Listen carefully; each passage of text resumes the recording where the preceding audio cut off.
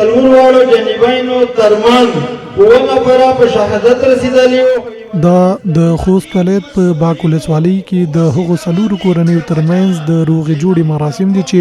10 کاله وړاندې په خپلو منځونو کې پر دښمنۍ اوښتې وې. دغه روغه جوړه چې د ولایتي چارواکو او قومي مشرانو په هلو ځلو ترسره شوه، مصلحین یې په حق لوایي یا د څلور کورنۍ د دغه ولایت د بابکر خیلو، علي شیرو تریزیو، منګلو او تڼیو قومونو کورنۍ دي چې په دوه جلا جلا پیښو کې ترمنځ 9 کسانو خپل ژوند له لاسه ورکړی و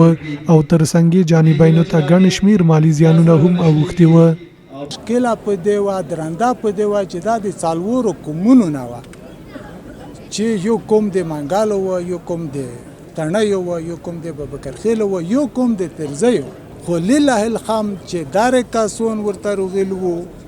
چې دغو طرفداري نه دو کړی، هر یوه هغه خپل عزیز ته، هغه خپل دوست ته توون قبلوه مشکل ورته حل کول.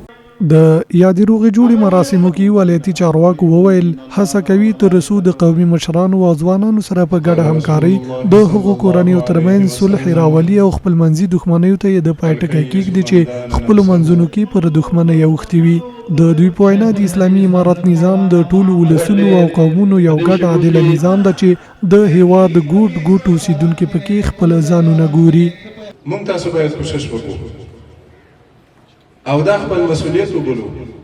ترڅو د خلکو خفګانونه په دوستۍ بدل کړو. کوم ځای کې چې موږ ته ضرورت وي په توره شپه تورې خپې موږ در سره حاضر یو انشاءالله. په خپلو محلاتو کې داسې مشکلات چې وي هغه ختم کړئ. د قومي مشر دا مسؤلیت ده چې ته د قوم مشري کوي نو قوم مشري ادا کوه. علما لیکي بذل مجهول دا د ابو داود شریف شرح ده، هغه لیکلي دي چې مسؤلیت چاته جایز ده، قوم مشري چاته جایز ده چې څوک قوم ته خیر راوړي. د روغه کوونکو کورنیو غړیو له مسؤلو چارواکو او قومي مشرانو مننه وکړه چې د بدیل لرونکو کورنیو ترمنځ د صلح راوستو کې خپل هلې ځلې چټکې کړي او په وینا یې خوښ دي چې له کلونو وروسته خپل منځونو کې د مینې او ورورۍ ژوند ته مخه کوي. دوی پر هغو کورنیو چې خپل منځونو کې دښمني لري غږ کوي چې له بدیو لاس په سر شي او له مینې او یووالي ډک ژوند ته مخه کړي. ټول نه مې دا غوښتنه د ټولو افغانیانو ورونو نه، خصوصا د پښتنو د خوستمیشتو نه مې دا هیله غوښتنه ده د چا سره مشکلات وي د الله د رضا دپاره ده د مصلحینو ده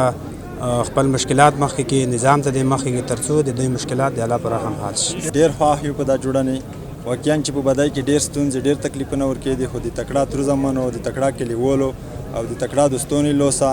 او بل شکر اقتصادي حالات ما هو کني په بدای کې واقعا چې ستونزې تکلیفونه ډېر زیات دي. باید یاد شي چې د سرحدونو، قومونو او قبایلو چارو ریاست د معلوماتو له مخې په یاد ولایت کې ورسره تر 960 شخصي دښمنۍ ثبت شوي دي چې له مخې تر 100 پورې دښمنۍ د حکومتي چارواکو او قومي مشرانو په هلو ځلو سره پای ته رسېدلې دي.